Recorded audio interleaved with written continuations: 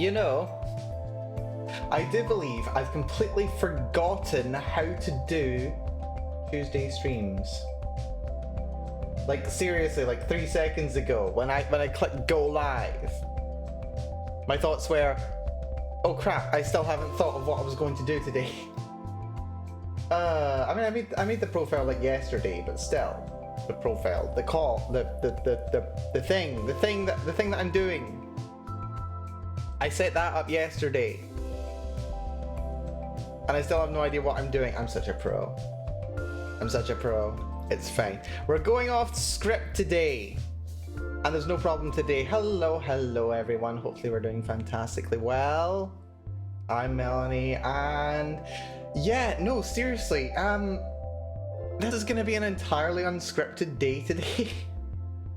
Not that I usually have a script, but like, usually I know what I'm going to be doing as I go into a stream. Today I don't have that. I don't have that at all, so wish me luck. But hopefully you're all doing good. Hopefully you're all having a good week. I've just been, yeah, hopefully so. But yeah, no, I've just been so tired lately. Like, for the entirety of April until now, I've just been like, yeah, Tuesday streams, I don't think they're happening. And clearly, okay, you know, I want to get back to streaming somewhat more regularly, or at the very least, spacing out my streams a little bit better over the course of the week. And as part of that, yeah, we're streaming again today. We're streaming again on Tuesday, and maybe we can pace things out a little bit better. That would be very nice. But hopefully we're all doing well. What have I... Oh dear. What have I been doing lately? What have I been wanting to do lately? I've been writing more, which has been fantastic. I adore the work that we've been writing. I do still have what's it called? I do still have Softy up on my PC. I still have it up. Still looking at it. And oh, I have actually got something that I can show for it actually, as a little bit of a something. Where is it? Where actually is it? It's new writing projects. It's new writing projects, but I created the folder like nearly a year ago, so this is fine. This could be a little something to keep us occupied for just a little bit. Bear with. Hold on. Let me open these. Please open the same window. I hope they open the same window. We're probably gonna have a little freeze in a little second, but that's fine, just while GIMP's starting up.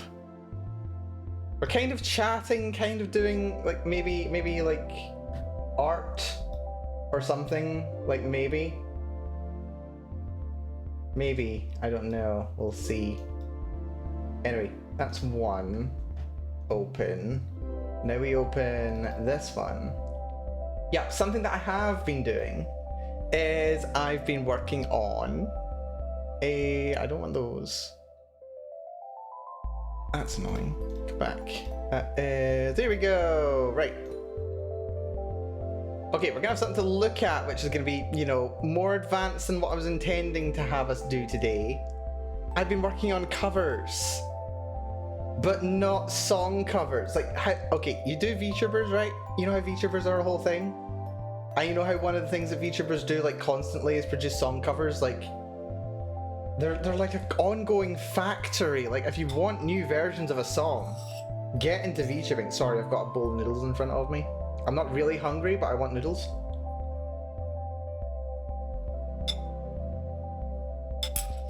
But yeah, other VTubers, they work on song covers. Me? I'm working on book covers. This is okay, well, it's not like book format cover.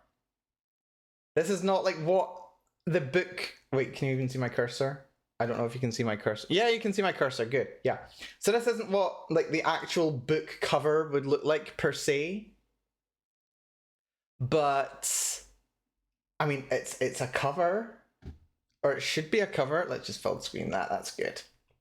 But yeah, this is what I'm thinking for the cover. Something along these lines. This is well, what can I say except, you know, It's very...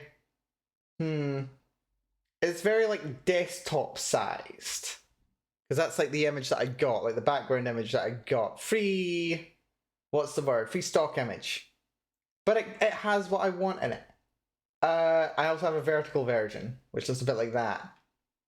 I just selected layer grip. There we go, that's a little better. But yeah, this is what I'm kind of thinking for the cover. And I'm curious to what people think about it. I've had some people respond to it already. I've had some feedback from several people. Why do a cover when you can simply orange? Exactly triangle. Good to see you, by the way. Hopefully you're doing good. Hopefully you're having yourself a nice week. What? Wait. I just noticed there's no audio on this screen. My god, I'm so smart. I'm so smart and beautiful. Right, where is audio? Where's my music? There we go. Right. Now we've got some music. There we are. Apologies for that. But yeah, so I'm thinking this as being kind of my cover image. I'll probably look at getting some art like properly made for it. I'll probably look at getting some, what's it called, like some character art done in future. But I like this for what it is so far. Because there is like a theme of fruit going on with it. There's a kind of a theme as a through line through the story. And we've got the fruit on the cover, which is very nice. And I've gone for... It's called Softy. But I wasn't sure if I wanted it to be like Softy or Soft or Saft or something like that. But Softy has the connotations that I wanted to have. And... I'm debating the font actually, because... The font I'm not entirely sure of.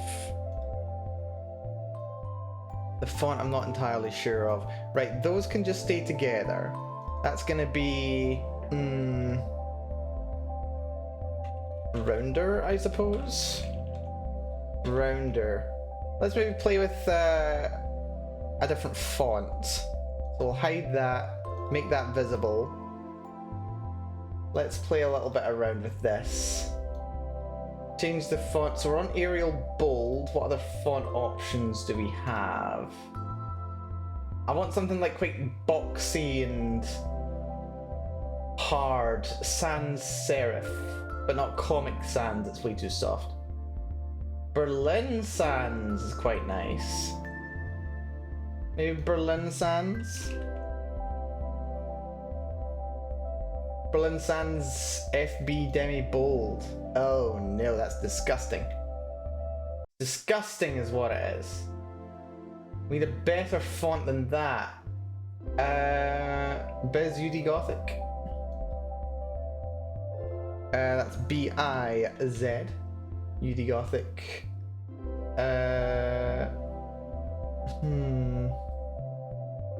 Fun. Copy that, scan over, paste. Oh dear, no, that's too long. It's hideous. I want chunky.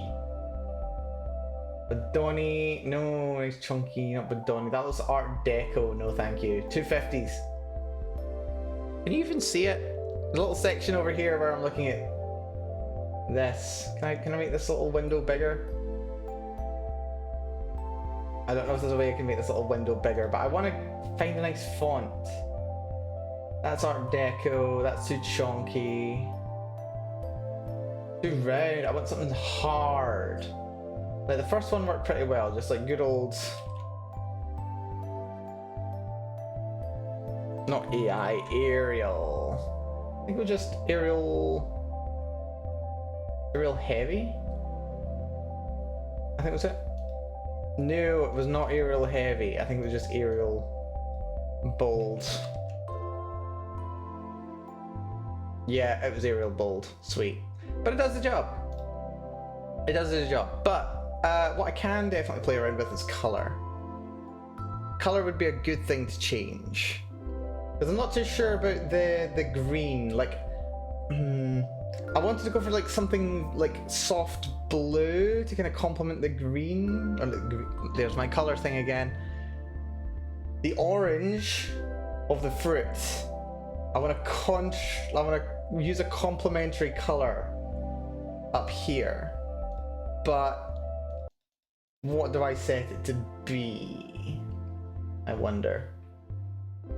So what do we do here? There is a way to... Why can you not...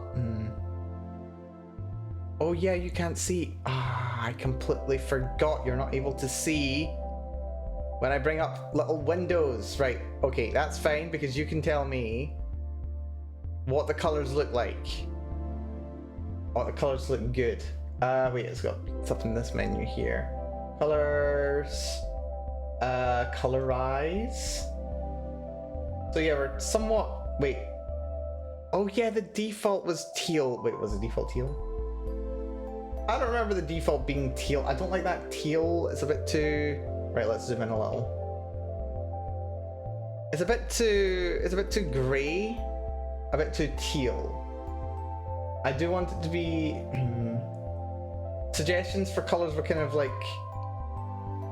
What are the suggestions for colour actually? I'm such a pro at this. What am I even talking about?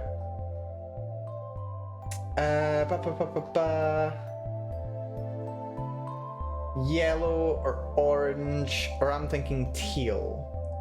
So if we go for yellow, somewhere around here, taking it as a whole, I feel like it's just too monotone. A little.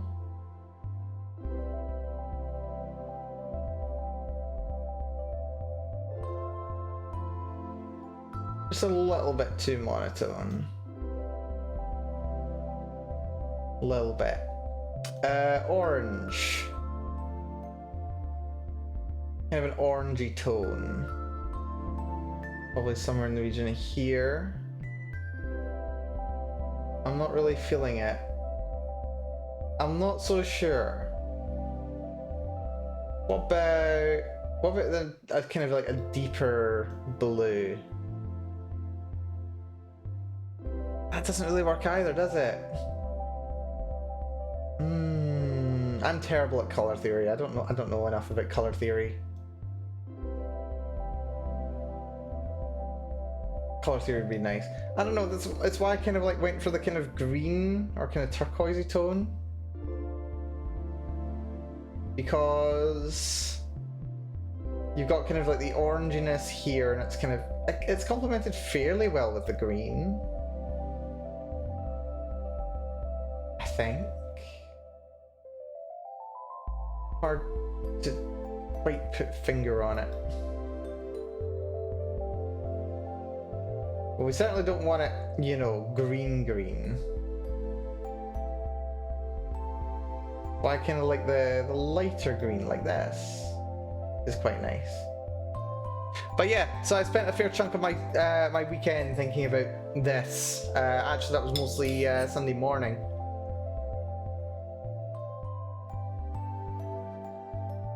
Was thinking what to do about a potential cover image. And also, publishing it places. I want to publish it in places.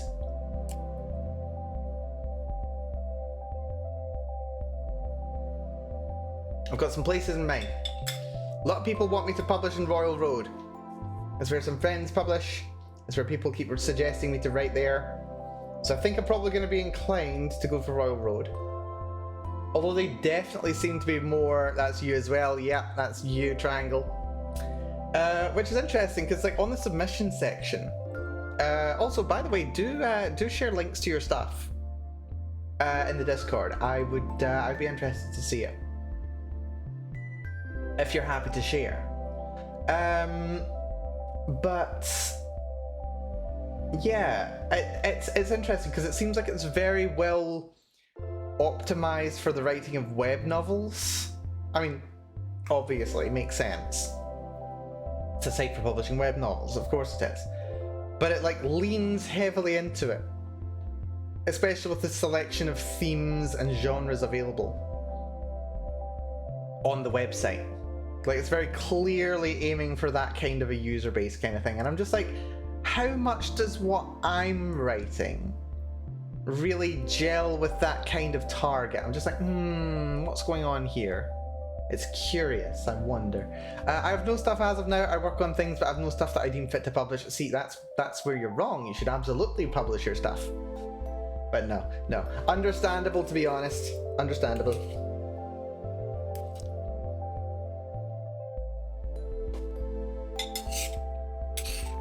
So yeah, that's one place I want to publish. Excuse me, noodle's going down the wrong way. It's not prepared yet. Yeah, fair enough.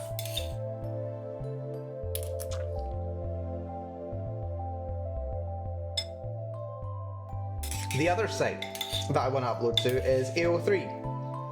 But again, it leans very heavily into existing fandoms, not original fiction.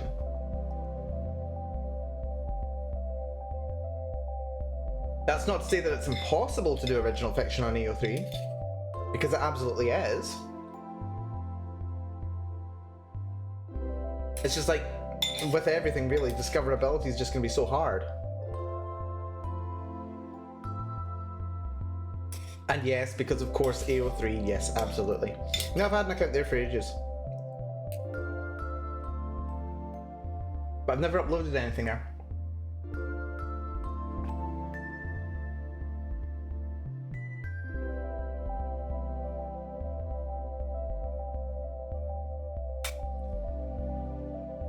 So I would like to. It'd be nice. But yeah, so then I've also been struggling with you know, the blurb, the synopsis of the story, of doing the image, the cover image, and then as well as that, yeah, no, the blurb's doing the difficult part, and then also the tags. Like, I know what tags I want to use for Royal Road, because it makes sense. Like, it's you know, you can like choose from a selection of them. But for tags on AO3, it's just like you can enter any tag you want or create new ones. And I'm just thinking, right, how do I do search engine optimization here? How do I figure out what people are actually interested in on AO3? And how do I make it so that people will find my stuff and find it interesting? That's a trick. That's another trick. So yeah, I may need to do some more research on that one before it gets to uploady time. But it's interesting. It's very interesting. But yeah, primarily, I do want it to be up there. I do want there to be a chance for people to read my stuff, and people maybe to even discover me through my stuff. That'd be nice.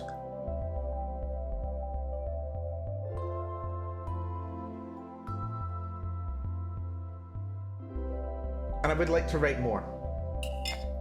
I would like to write a lot more.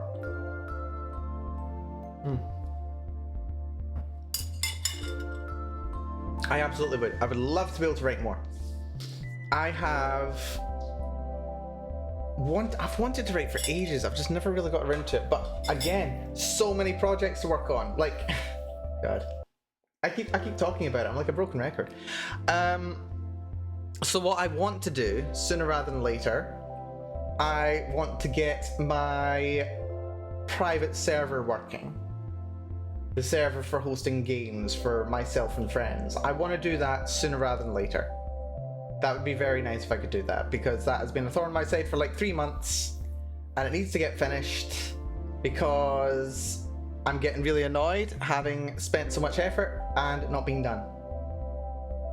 So I would like to get that up and running. That would be very good.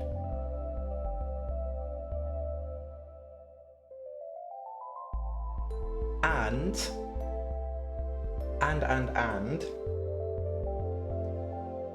I also want to get back to the gacha game. That's another thing that I might dip my toe into a little bit today, actually. Still not too sure about the colour that I want to go for here. I keep coming back to the orange, though. The orange makes sense, like pink doesn't work. Blue doesn't really work, like not light blue or cyan, they just do not work with the orange very well. For some reason green, oh, it's kind of light green, kind of feels the best. Like a greeny teal. Like bearish? For some reason that feels the best. And I don't quite know why. It just does.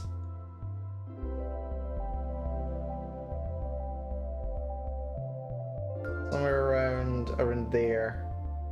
Yeah, no, I think I might end up just sticking with it. Keep sticking with the original color. Maybe. We'll cancel that. Ah, that's dimmer though. Oh, that's dimmer. Dimmer. Right, yeah, no, I like the more vibrant, I think. So let's go to colorize. Yeah, and that resets it. So wait, no, is it colorize I want? Or is it hue chroma? I think it's hue chroma. So yeah, change the hue. Nice and green. Chroma. Not too vibrant, but a little more vibrant. Anywhere in there. Then we can make it pure white, pure dark.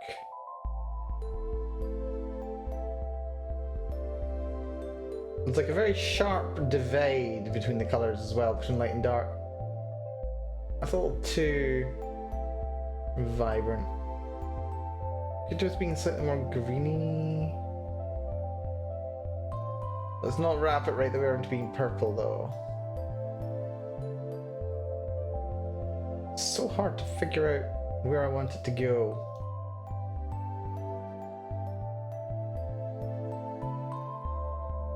Let's see, about here.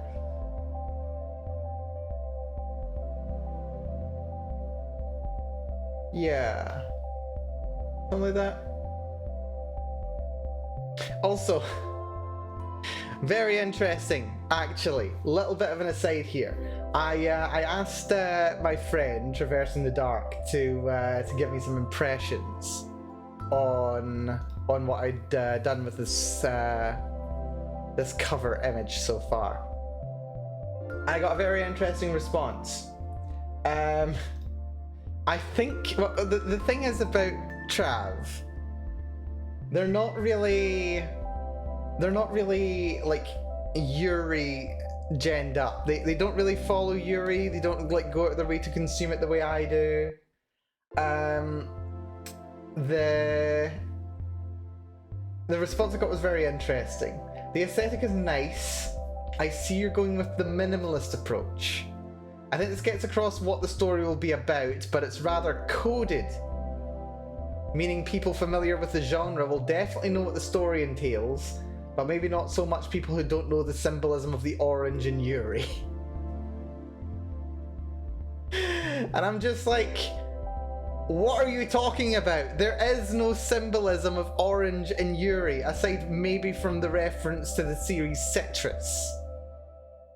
There's no specific symbolism about the orange in Yuri in general.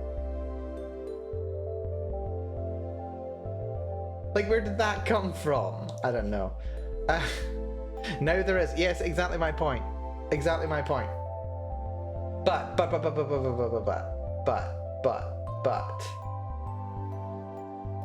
Does this get across what the story will be about? Not really. I don't know. I think it could do with like a little subscript, like a little tagline or something. Like a little. Maybe it's too bright. Maybe the background image itself is just too bright. Maybe. If it's about a soft orange, then yes, that is not what the story is about. This is no Adventure Time stuff going on here, although I don't think there were even any soft oranges in Adventure Time either, but still. Right.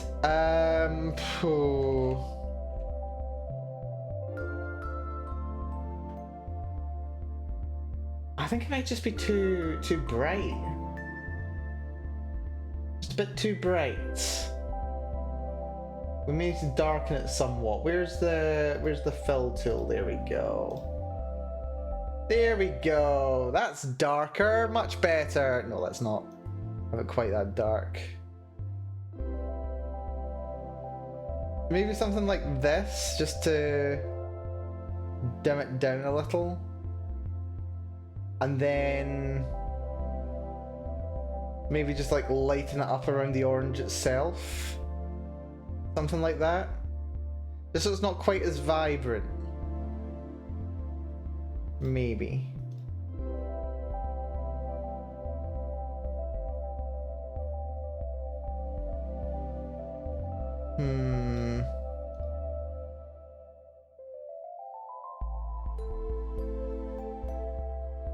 Maybe. Make that a little bit less vibrant, that a little bit brighter. And then maybe add a tagline as well. I don't know, maybe I should... I don't know, maybe I should just like review what other people have used for covers. But the thing is, again, on Royal Road, it's all anime covers. All of it's anime, and don't get me wrong, it's good, but I'm not going for that necessarily. So there's an interesting conflict here with me specifically. There is.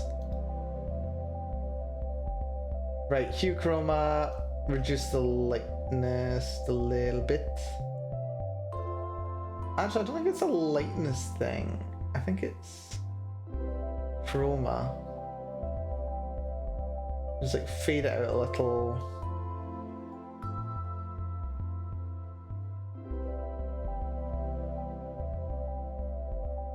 Maybe somewhere there. There are non-anime abstract covers on RR, including popular stories. Oh, that's good to hear.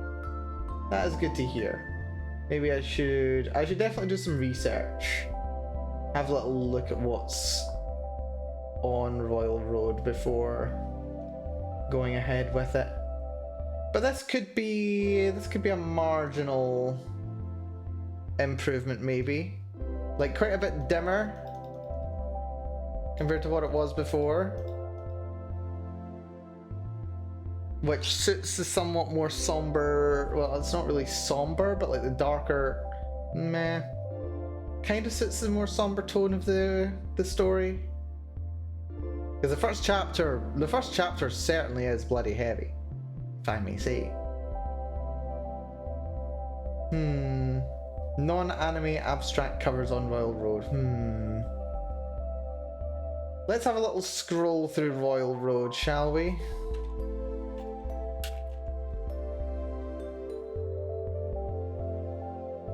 Everyone mostly just looks at what everyone else does and does the same. That sounds about right, to be fair. I mean, to be fair, that's exactly what I was gonna do.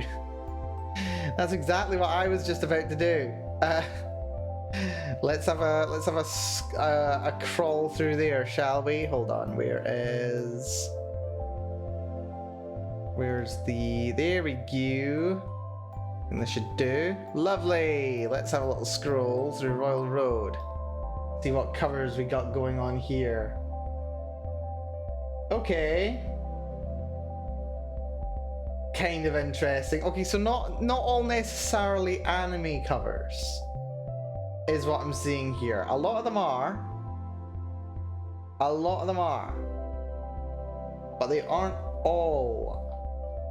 Which is interesting. Oh, we've got this cute one here. Homesteading in a fantasy world.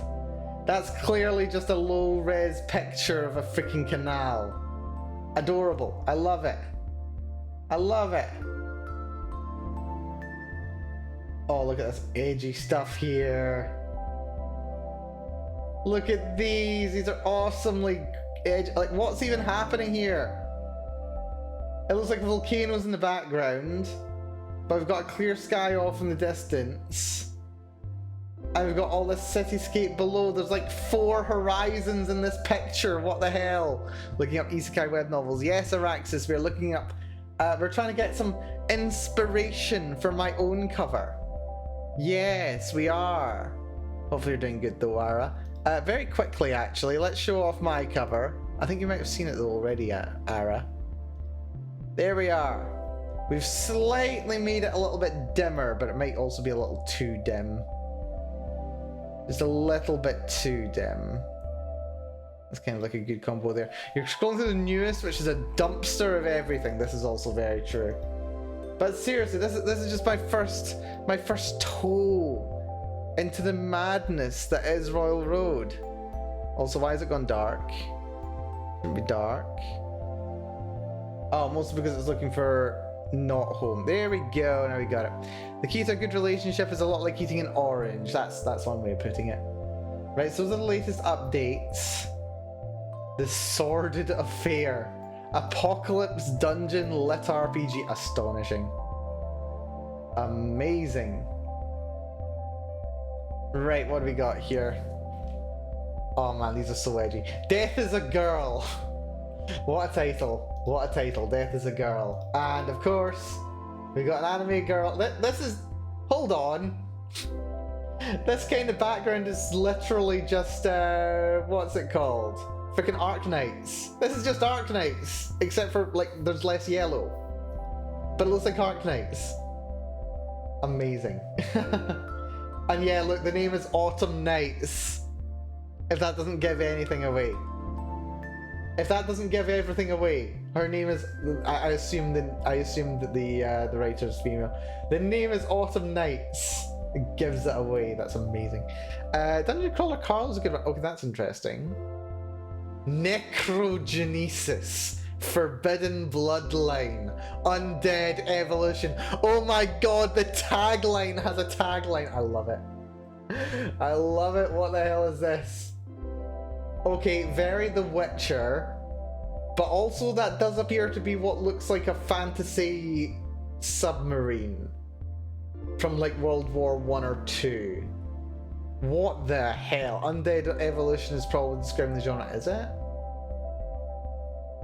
No, Monster Evolution, Undead Soviet Armies. Okay, interesting. Very interesting, astonishing. This is a fascinating site. The Witcher and a goddamn sub, yeah.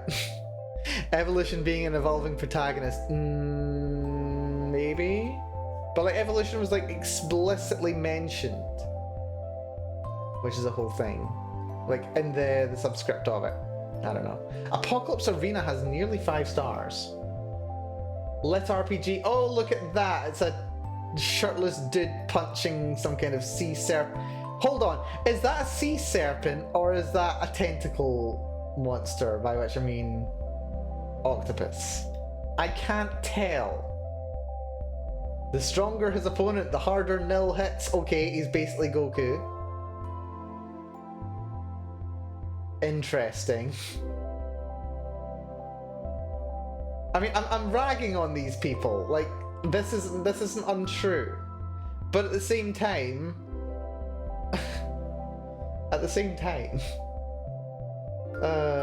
dear me. I'm having fun with it. Pretty sure a week ago this thing was called God Puncher. It sounded way more metal. To be fair, that does sound more metal. I'm not gonna lie. Apocalypse Arena sounds me.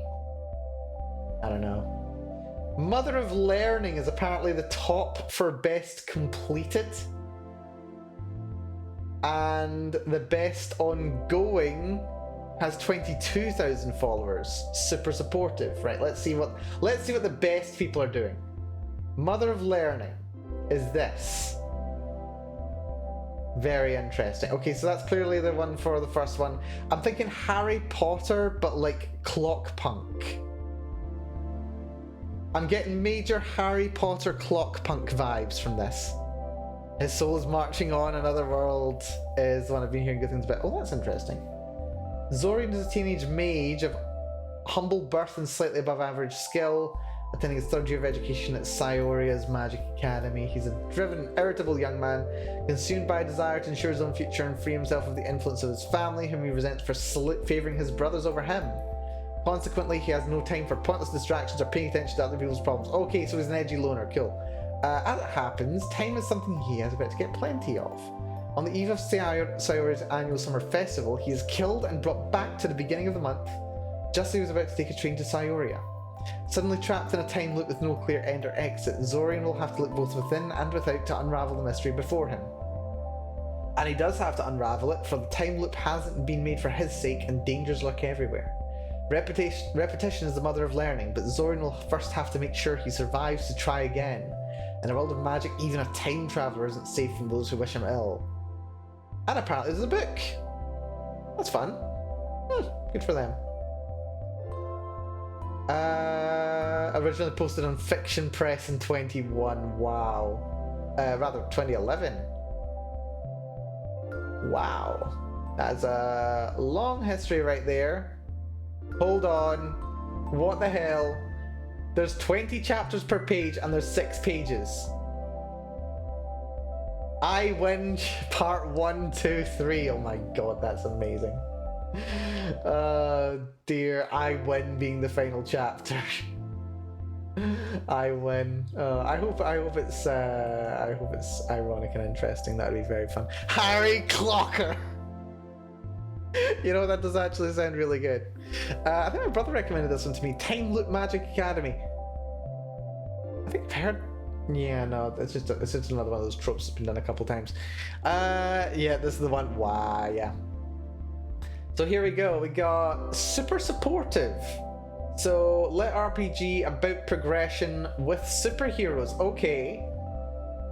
And this is the ongoing one, isn't it? Yeah, this is the ongoing one. Wow, where's the word list? Let's see. Slice of... Okay, hold on. Break up for a second there.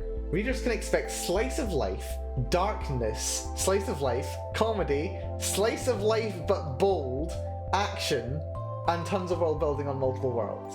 I like danger and also alien beverage etiquette. The story will be very, very long. The burn will be slow, and I hope better for it. Oh, wow. This is one of those stories that's just never going to end, with all due respect. Everyone wants superpowers, including Alden Thorne. But even if he's lucky enough to be one of the few humans granted magical abilities by the extraterrestrial system that's been running things on Earth for decades, his goal of being a battlefield support hero is still way off. He's got determination on his side, and maybe a murderous alien desk clerk too. The universe is a complicated place. Alden's about to meet it. Did I say Aiden? Alden. You can check the word count in the statistics spoiler. Ooh, fun. There are 11 million views. Impressive. We've got a page count. 2,629. Calculated from 723,012 words. Incredible. That is fascinating. And how many chapters? Okay, we're on 7 loads of them now. So 7 pages is at least 120 chapters. 136. And it looks like it updates about twice a week, which is impressive. Has been for a while by the looks of it. Yeah, that's like 3 days, 4 days, 3 days, 4 days, 3 days, 4 days, 3 days. There was a week there. 4 days, 3 days, 4 days, 3 days, 4 days. Interesting. Very interesting. But yeah, nice abstract right there. That's kind of fun. A Journey of Black and Red. Which, okay, I'm not disliking the cover. It almost makes me think Locked Tomb. But she's been held down by the hands grabbing her instead of like blasting through them like an absolute boss. But still, 700,000 words missed. Yeah, no, I saw that. I caught that. This is almost worm tier updates. I know. Honestly, I would be surprised if it wasn't influenced by Worm, considering its duration and how the theming of it as well. But it's probably not directly Worm related. Probably not. Let's see. Journey of Black and Red. Thing is though, I'm a sucker. See when I find something to read. I don't care how actiony or awesome it is. I need there to be some kind of romance in the story. I'm sorry. I like romance. Romance is great. I love it. but like, where's the ship? Is my immediate question. I need some kind of ship. Right, a conversation with a handsome stranger leaves Aaaaaa chained in a cellar with a strange affliction. She soon discovers that the darkness of the 19th century's deep south hides many dangers. Mages, wolf shifters, that's one way of putting it, and the humans who hunt them play a risky game where to stumble is to die, all under the amused gaze of the apex predators of the supernatural world. Vampires! Bum bum bum. It is never healthy to attract the gaze of the aristocracy of the night. It takes much to survive in this merciless world, but Aaaaaa will not let that deter her. The Southern Belle has a bite. Oh ho, she becomes a vampire. And she's willing to learn and grow in this hostile new world. She'll use whatever means necessary to reclaim her freedom, be it guile, charm, or those intriguing new instincts that made blood so delectable. Yeah, she's a vampire. Cool. The Power of 10 book oh my god, really? Amazing. Wow. This is interesting. This is interesting. Sorry, I'm ragging on a bunch of people who've published more things than I have. But at the same time, I'm just enjoying the moment. I'm just enjoying it. Right. Oh, they're an Amazon associate. That's fun. Right. Right. If we read what's popular this week. Another progression one, so yeah. That sounds about right. As you can spot, the top 4 best things all time has shitty paint-made cover. Even so. Yeah. There's a bit of flexibility in there as far as covers are concerned. There's Apocalypse Arena again. Where's the romance, you bastards? Filter genre. Where's the romance? There we go, romance, let's see it. Who's got the best romance? My Dungeon Life. Oh my god. My Dungeon Life, Rise of the Slave Harem. With not Raftalia on the cover. Oh my god, what? This is just Shield Hero, yes! Deke his name is one letter away from geek, has never had success with the ladies. He's poor, overweight, and generally unliked. Okay. Feeling like a burden on his mother, with his life going nowhere, he spends his days playing video games. Okay, I feel personally attacked. However, when a mysterious game ends up in his bag, he is teleported to another world. What? Are you telling me it's possible to buy games that aren't on Steam? What are you talking about? What are you talking about? The only way for a talentless slob like him to get by is to venture into dangerous dungeons for fame and money. Regrettably, Deke always preferred to play support roles, and in this case he picked White Mage. In a world with slavery, where he can purchase beautiful and powerful women as his allies, this might actually work. His name is also 0 phonemes away from being a dick, yeah. Okay, sexual, and there's of course sexual content. Why am I surprised? This is a slow burning story with small chapters. We've got, and it's released daily. It's released daily. There are 63 pages. Okay, let's see. Chapter 1242. And he really does release them daily. You were searching for romance and found smut. Congrats. Oh dear. Even so. Right, okay, come on. Right, let's see. Pages. Yeah, apparently still barely more words. Only 865,000 to be fair. Also, ooh, that's fun. You can get score for overall, style, story, grammar, and character. Ooh, so you can hunt for good scores. That sounds fun. You can post it and you can try and get a better score than someone. That's cool. I like that. Chaotic Craftsman's around 1.2 million words. Nice. Very nice. Wait, hold on. 16 volumes and counting. Some world of mail and characterization, but takes a long time to develop. Not a story where everyone gets their arcs by the end of volume 1. Okay, look at 100 Girlfriends. As for sex scenes, there are no rape scenes. I should freaking hope not. The women are you. Hold on! Hold on! Hold the phone. This is not a story where everyone gets hurt. As for sex scenes, there are no R scenes. The women are usually the aggressors.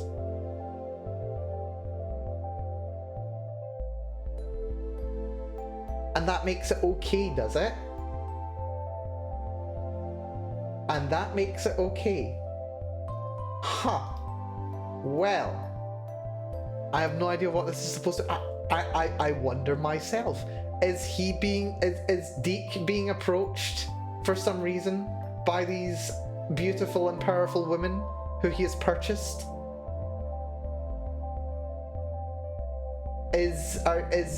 What's I don't. You know what? I don't know. I don't need to know. I don't know. I don't need to know. Let's just move on. It means that Deke is a harem. Yeah, that sounds about right. To be fair, where's the Yuri? Is my immediate question. Where's the Yuri? I need something that screams Yuri here. Getting warhammered. Let's not that. Butterfly. Reincarnated as a butterfly. Isekai to medieval fantasy setting as a butterfly.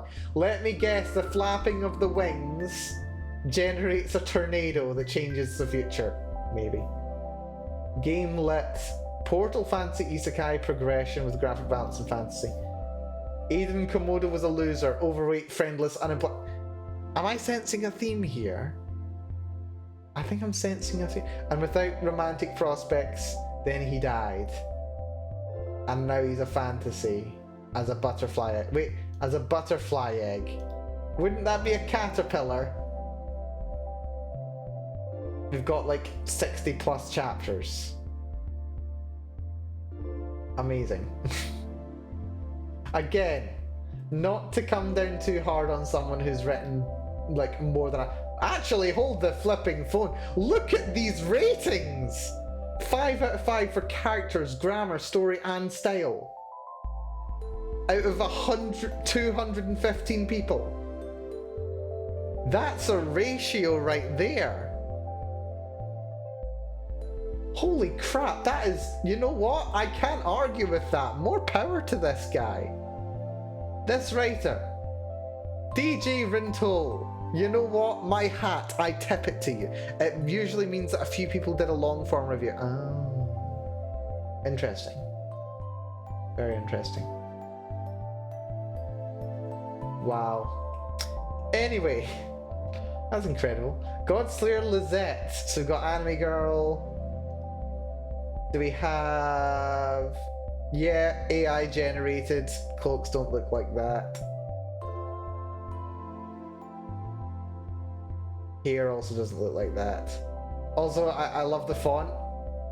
The font and effects on it are like worse than mine, which is, you know, honestly not saying much, to be honest. Right, where's the Yuri? Where's the Yuri? Okay, wait, hold on. Great LGBTQ representation, says who? Says who? Says who? Put it in your freaking synopsis, please. Where's the Yuri? I need to know where the Yuri is. Great LGBTQ representation where? Westernized cultivation featuring skill trees. Neither a pacifist nor murder hope. My goodness. Overall score piles from ratings and reviews, while specific sources only count long form reviews. Ah, okay, fair enough. Fair enough. Right. Let's see the next ones. Where was that one that you were saying? Rise of Chaos. Okay, I'll keep my eyes out for it. Lone the Wanderer. Female lead power overwhelming. We've got the Dao going on here. There's another name for the yin yang symbol, but I can't parse it in my head right now. Sexual content, profanity. And it's speaking in very abstract terms about a soul going through more reincarnations than it can remember. But it does have a female lead. To be fair. And they've got a picture of Tanya the Evil as their profile image here. So you know what? More power to them, I say. You won't find it in popular. I swapped it from recommended from you. Ah. Okay. Lit RPG gender bender story. Okay, we're literally just doing Tanya the Evil at this point. Look at this and tell me it's not at least somewhat inspired by Tanya the Evil. Sexy steampunk babes, hell yeah. That's what we want. Let's see. Frost is a healer, must use her wits, modern knowledge of medicine, and challenge her moral compass in order to survive in this world of eldritch entities born from emotions, folklore, fairy tales, concepts, and despair. She was no more than an ordinary man who fell into an unordinary circumstance.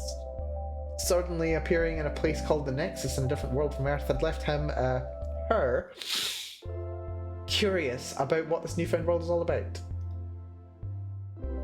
And her name is Frost, which is very interesting. Very interesting. Manga for chapter 1 exists, apparently. Dear. Fascinating. It's not inspired by Tanya. Let's just say art looks a bit Tanya to me. It does. Right, Rise of Chaos. Let's see if you can hunt that one down. Let's see. Rise of Chaos. I do like me some Yuri. Rise of Chaos Genesis. Rise of Chaos Academy. Right, that's 18 pages, so I assume that's the sequel, which has also not been rated yet. It does appear to be the same character, but the author, Aaaaaa V. Yeah, no, same author. Interesting. Same author, but for some reason... Wait, when did this one come out? 6 months ago. Or is this like an offshoot of the story? Yeah, this is an offshoot story, apparently.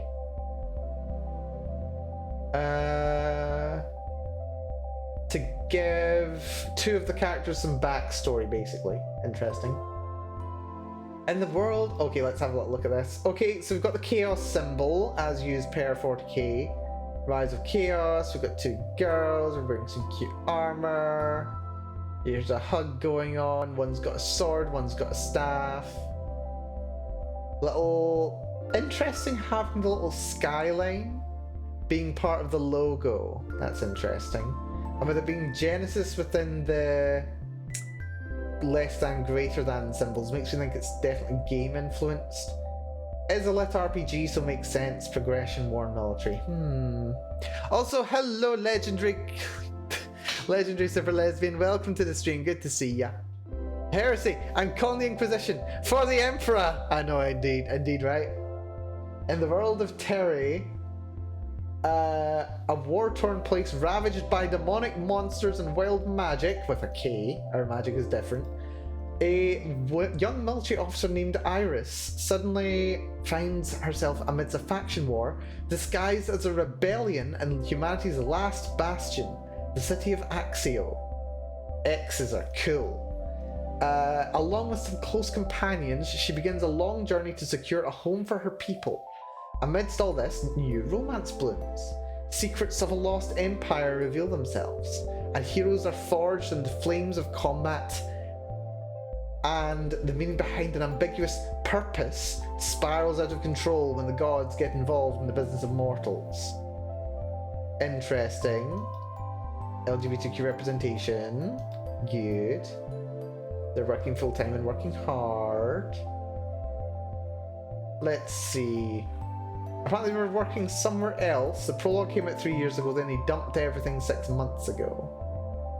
Just shy of 100 chapters as well, by the looks of it.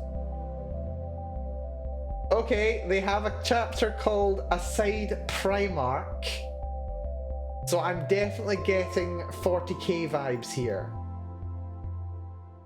I'm getting some major 40k vibes from this, not gonna lie. Tinkerer. Berserker. It also feels like there's some... Yeah, Primarch again. Looks like there's a character who's called the Primarch, or is called Primarch. And yeah, it keeps coming to these asides with the Warbringer, the Tinker, the Priestess, the Bulwark. Interesting. Rather interesting. Oh, but that's per volume. Hold on. Click on volume 1. And then it only shows me volume 1. So it's 5 volumes so far and it's currently ongoing. Fair enough. Something, something, love can bloom on a battlefield sounds about right. Okay, interesting. Let's see, let RPG elements, inventory and status screen, stat and ability points, skills, damage notifications, but they're doing light, decreased burden while reading listening so you don't detract from the narrative. Interesting, very interesting. Very interesting indeed. And there's Rise of Chaos as well, which only has 2 chapters from 6 months ago. Okay. Right, still filtering by romance. Let's see what we got. Oh, Heart of Darkness. Oh dear, is it really going to be a reference to Heart of Darkness, or I don't know. Catalepsis. Ooh, that looks kind of spooky. Very interesting. So, okay, it's written by... Okay, so we've got some long-necked monster in the background. We've got tentacles everywhere, shadows of tentacle, overlooking the girl who has what looks like some kind of a tree tattoo on her left wrist, which is interesting. Classic hoodie. Character's called Hazel... Well, the author is Hazel Young, under the name Hungry. We've got Heather Morell. I'm seeing H continuation here. Graphic violence, profanity, sensitive content, sexual content. I'm concerned. I'm concerned. Oh, my review sticks out second to the list. Oh, I didn't even see. Hold on. For Rise of Chaos. Where's the reviews? Is this yours? Ah, there's Triangle. There we go. Change your minds about the whole lit RPG genre. Speculating the foundation for doing just that means to end up in the same pitfall so many lit RPGs reside in, the pacing catastrophe. Oh dear. It is, however, a different kind of catastrophe, I give it that. The genre norm is to overburden chapters with numbers. Really? Okay, I don't read lit RPG very much. Like, as lit RPG as I've gotten was like Fallout fanfics where they included like the level up at the end of the chapter. And like maybe a character sheet somewhere, but it was like really rare. Let's see. Different King of Catastrophe. Interesting. Turn the whole thing into an insufferable slog. Here everything is so rushed it actively falls apart at every sharp corner, so in a continuous feel of disconnect. First momentary example presents itself in chapter 1 already. Moments ago we were in the city of Axio, making a heroic stand, and now we are... Where? When? Prologue ends on a cliffhanger. I mean, that's okay in itself, but the whole cliff is nowhere to be seen anymore. Yeah. Why? I have no idea what's the reason behind this move. The issue persists on a more subtle level throughout Volume 1. Everything feels rushed. The war councils phase into party composition tactics. Journey towards the new home so crammed with flashbacks and attempts to set things up for later that the arrival's almost skipped. The fight for the city is exactly 3 fights, one of which is twofold. The story tries to paint a picture of an army but has no time to pan out properly, losing any sense of scale as a result. It doesn't feel like a fight for the city, it reads like an ambush on the sidewalk, and then there are fights themselves.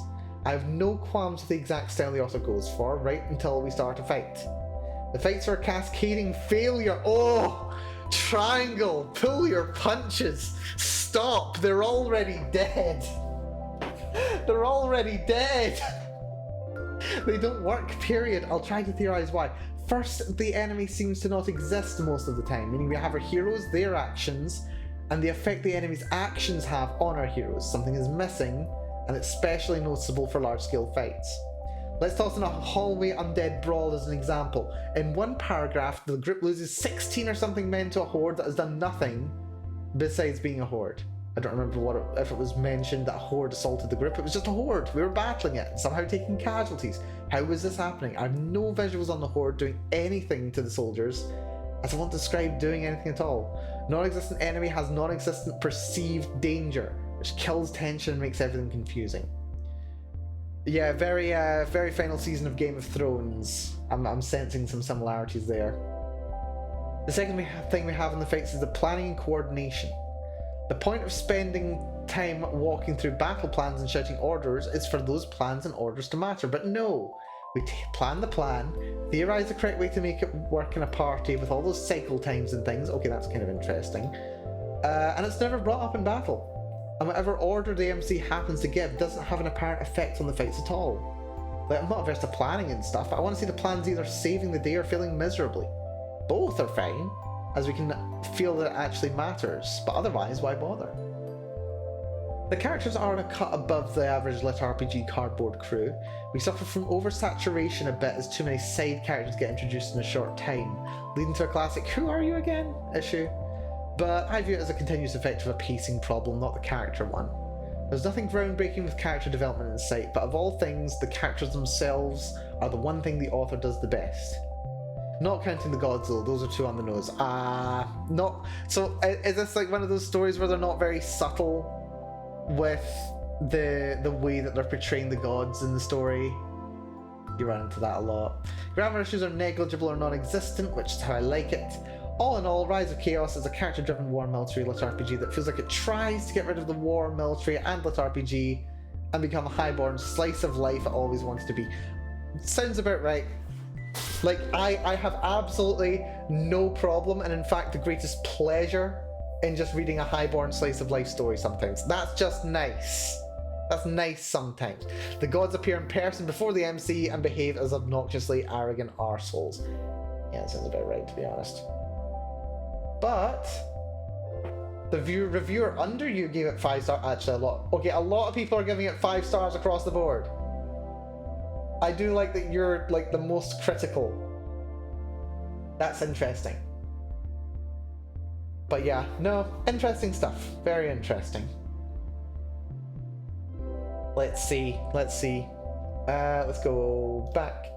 Yeah, we'll keep exploring around here later. Catalepsis. For Heather Morel, nightmares and hallucinations lurk around every corner. Relics of schizophrenia and childhood bereavement.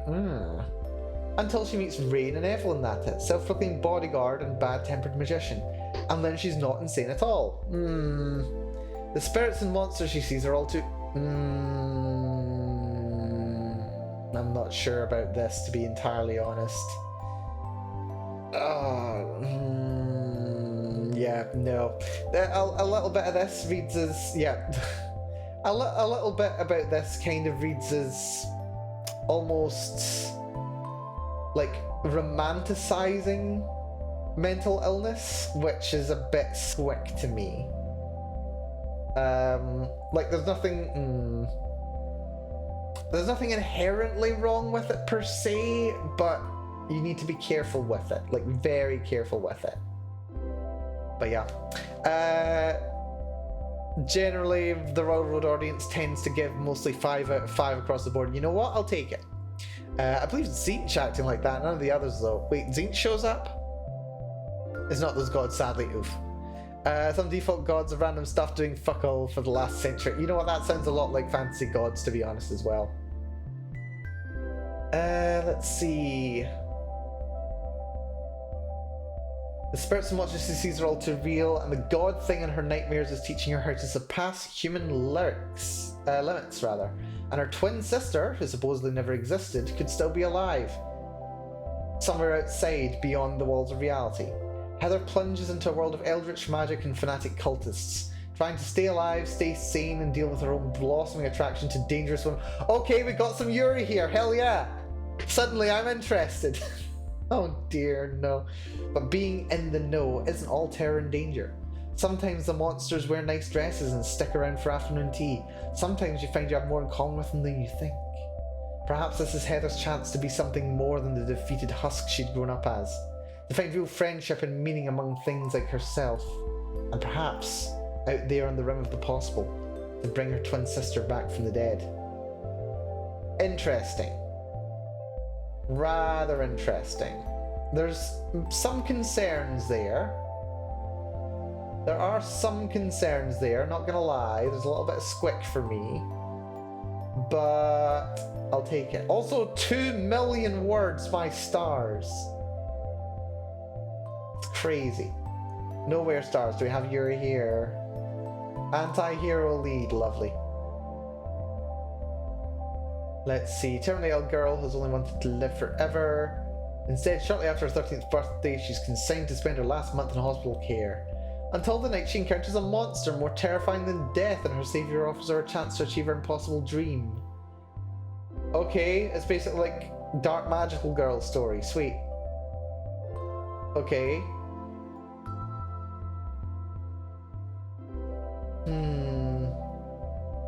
Dominion over sickness, death, and ill fate. Ooh. Interesting. Fantasy horror web novel about trauma core magical girls. Yeah, I thought so.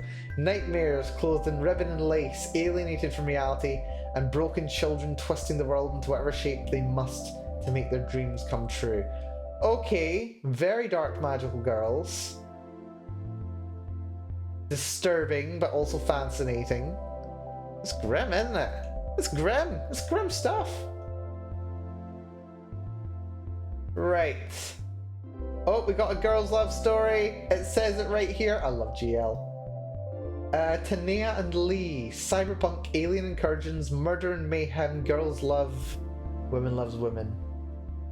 Graphic violence, profanity, sensitive content, sexual content. Oh, joy. Huh. Also, apparently it's set in another setting too, which is interesting. Very interesting. Also, Sagiki, welcome to this stream, Sagi. Hopefully you're doing good. We are having, okay, honestly, we're having a bit of an off day today. It's not a bad day. It's a good day. We're just taking it nice and easy today. It's been a while since I've done Tuesday streams, so I have been reviewing the kinds of things that people use as cover images when uploading stories on Royal Road, because that's something I want to do myself very soon. I've come up with this so far. I've got this so far. It may be a little dim. I'm still playing around with the exact levels of brightness and the exact color, but I kind of like it. I like this kind of idea anyway. But yeah, hopefully you're doing good yourself there, Sagikihori. Hopefully you're doing good. Actually, let's give you a little shout out. Sagikihori.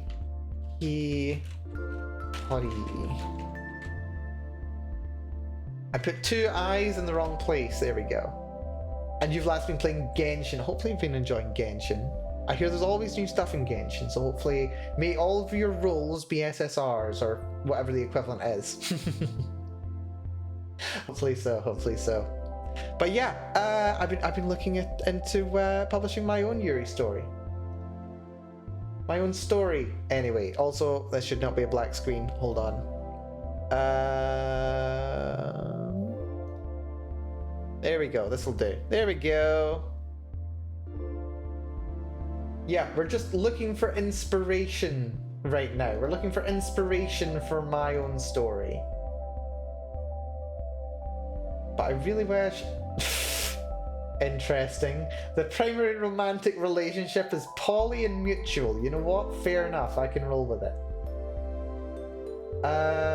Let's see. An ancient powerful dungeon core that once been sealed away. A temple monk on her way home. A Kisune whose death caused a goddess to pity her fate and revive her. And the ancient powerful dungeon core. I can't tell. Okay, apparently there's three. And there's like mutual poly relationship going on. Okay, interesting. Yeah, I also have a slight leaning towards trying to find some Yuri because I do enjoy me some Yuri. But still, how's you? I'm doing good, Sagiki Hori. Hopefully you're doing good yourself. I'm a bit tired, have been quite a bit lately, which is why I've not been streaming on Tuesdays. But I thought, you know what? I've got the energy. Things have chilled out a little bit now. I'm not quite as overwhelmed. So let's just have a nice chill start to getting back to streaming on Tuesdays. But yeah, no, I'm doing good on the whole. Okay, here we go. This has got to be a Yuri. Wreath of Lilies, Cauldron of Poison. That subtitle is incredible. Also, nice art, but yeah, no, you can't do that and it not be a Yuri in some way, shape, or form. No, actually, I don't think it is. Someone's died, transmigrated into the body of a misfortunate girl. Of course. Of course. Fascinating. Oh dear me, I'm enjoying this too much. Oh wait, here we go. Emmy and me. I think the author might like feet. Gender benders on the freaking rise. Let's not complain. Necessarily. I'm just saying. Okay, this seems very up my alley. A young woman meets a new student at school and has her world turned upside down, leading her into a future she could never have possibly imagined for herself. Urban fantasy female lead contemporary. Okay, interesting. The descriptions of sexuality between women. If this isn't something you want to read or is illegal where you live, please enjoy one of the thousands of other stories here. Emmy and Me is not good for new parents, since they'll be reading the story instead of sleeping or taking naps. Please keep it in mind. Okay. I could do with a much better description on this one, to be entirely honest. I could really do with a better description on this, because that's... It's telling me the bare minimum of what I would need to get into this. Aside from the butt character pick, the cover image. There's a butt. There's a butt. Excuse me. There is a butt. A butt. I mean, I'm not averse to... A butt wearing stilettos is all I have to go on. Is that there is a butt wearing tights and stilettos. I don't know where to start. Like, I don't know what to anticipate going into this. Wait a minute, hold on. There are... Hold on. There's at least... What's that? 280 chapters? That's like 280 chapters. How long are they? How long are they? There's 297 chapters. Oh dear me. Okay, okay. What am I getting myself into here? We got 1 million words. 1 million words. Sure. Okay, subjective review, overall 5-star. 3.5 for style, that's fine. 4 stars for story, that's okay. Characters, 4.5 star, not bad. Grammar, very high, that's good. Completely first person. We don't know others. Thoughts aside from the main character, meh. Spectators in Lee's mind, that's fine. Yeah, first person, I mean, I'm basically following like third person limited perspective. Multiple times I was thinking, wait, this isn't going to be brought up. Then a few chapters later it might be brought up, or it might take 30 chapters or never. Interesting. No grammar issues. Not perfect, but still. Story thrown off by the 30 chapters or so. I think the urban fantasy might be a bit misleading to some, but I understand why it has the tag. If anyone expects fantasy elements, there are none. Everything in the book is technically possible in real life as it is. Urban fantasy elements come into play in an evolutionary form, not magic or systems. What do you mean by an evolutionary form? What do you mean? First 15 chapters are absolutely filled with intrigue, mystery, hints, clues alluding to something more. It does and does not disappoint. Okay, interesting. Everything is not as it seems, but it's also not as magical as it may seem. I think the first 50 or so are almost an introduction. It's both slow and fast paced, but we get introduced to the main characters, some more detailed than others, but it's a bit of a curveball. The theme changes throughout the story, incorporating different plot elements. Some of them do add on to the overarching story that get introduced after the first 50 chapters or so. The main story does progress, but you could almost say the contemporary tag is quite literal. It's somewhat slow. Now, even after 3 years of chapters, we're not anywhere close to the end from what I can gather. The main plot doesn't really have an ending. Sure, game can end it at certain points when certain points are achieved, but the main story is made in such a way that it can continue on and on forever. That just sounds frustrating. Overall, the story is very contemporary, following a timeline that's realistic. There are a lot of time skips. I think we've been following the story for 6 years in world. The time skips work, but it also leaves a lot of details and side stories unexplored, which can be frustrating. They can come back later, some of them do, but most of them don't. Ooh. This is where I've come to love again as an author, and I want to say hate, but I don't though. You get the idea. Some love-hate relationship with character. Interesting. Lee's wonderfully made, apparently. How to elaborate without elaborating? I know. Sometimes I've issue. I expect her to be fleshed out as a character, but still following the typical rules of writing. Lee doesn't. She's as real as you and me, and that reflects in the story. She can say and think one thing, and we expect that to be a fact, and to be truth, as it often is. It's not. Lee's actions very often contradicts her thoughts and spoken words. And this is what makes her so real. She's developing from a pretty normal and basic schoolgirl into what she needs to be, not what the author wants, but what Lee needs. Interesting. Amy is my most disliked character. Oof. Sometimes we see a lot of her, sometimes we don't. She's set up wonderfully in the introductory chapters I spoke to you about earlier, but then I feel she almost fades into the background. She doesn't. I would recommend you pay very close attention to her actions and words in the first 20 chapters, even though what she does there seems to fade as Amy gets older.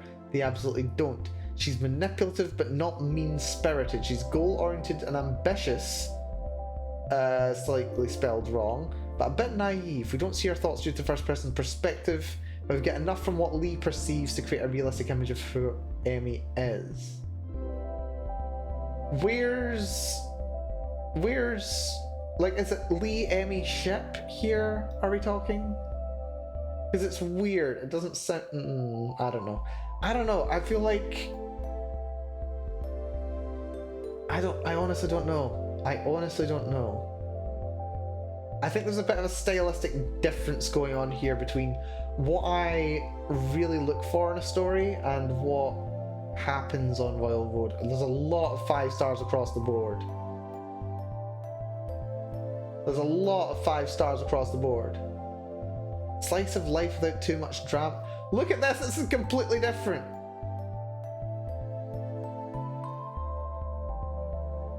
This is completely different. Slice of life without too much drama. But what? I don't even know. I don't even know. Any semblance of storytelling progression have been thrown out the window for an endless parade of filler episodes, which are usually just excuses to show off how strong, hot, successful the main characters are.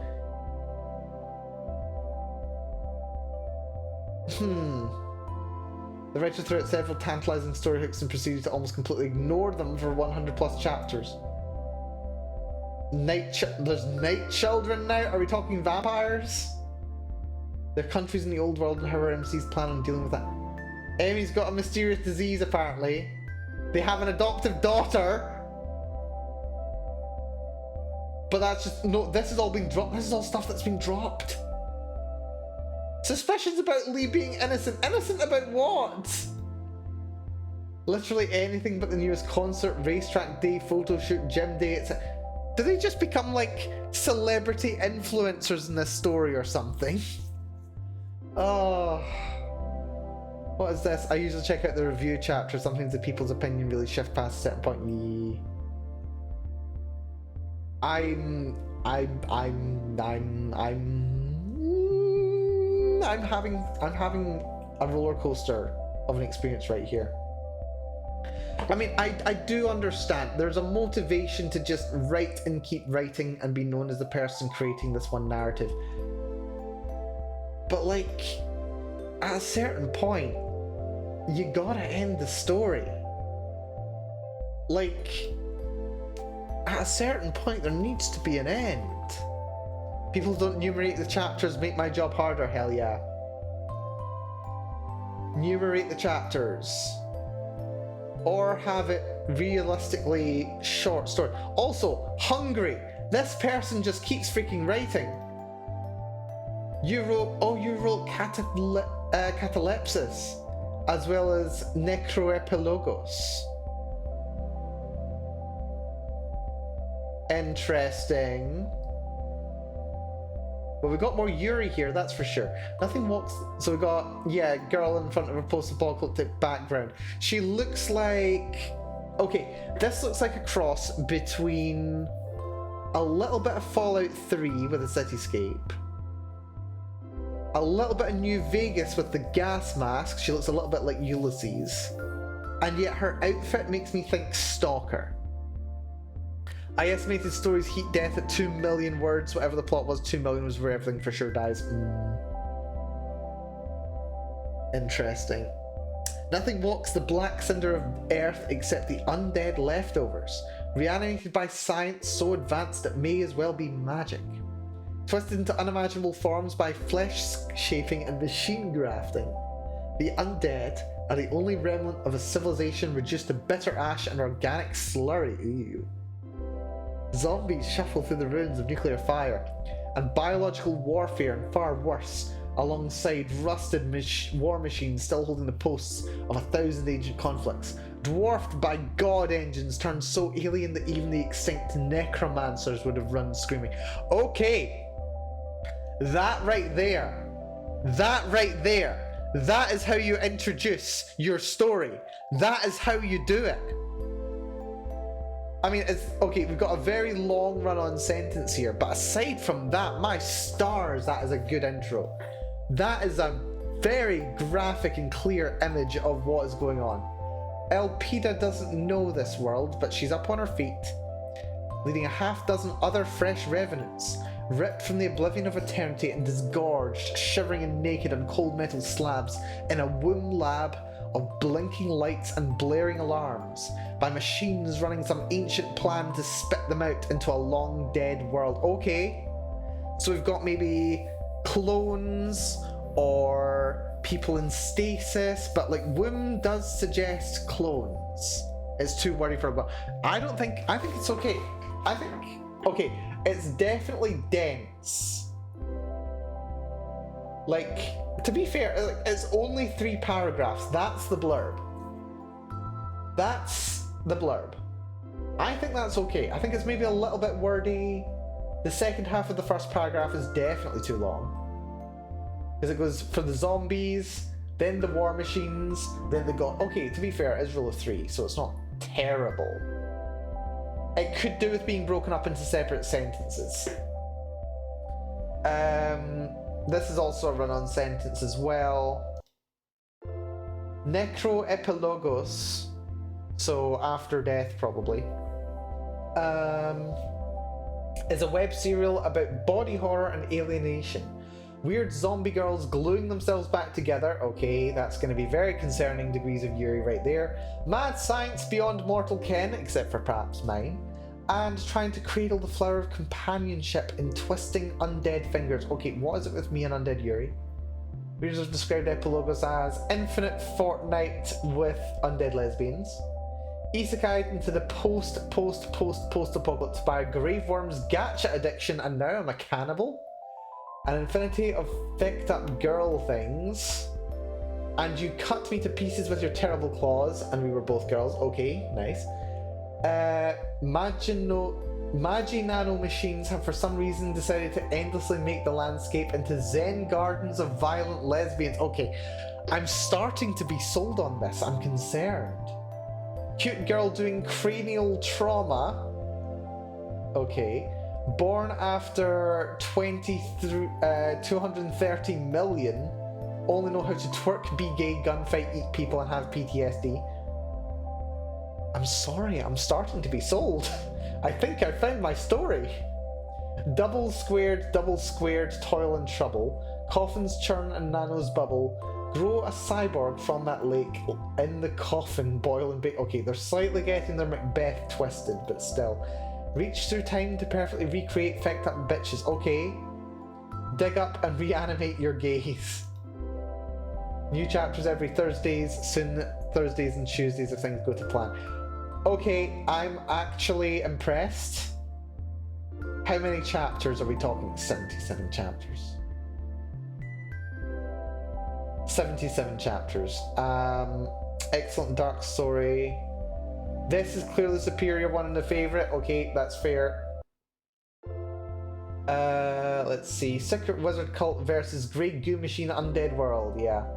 The characters of the latter are better. Furthermore, the author fully exploits the weirdness of the fictional world to write the story.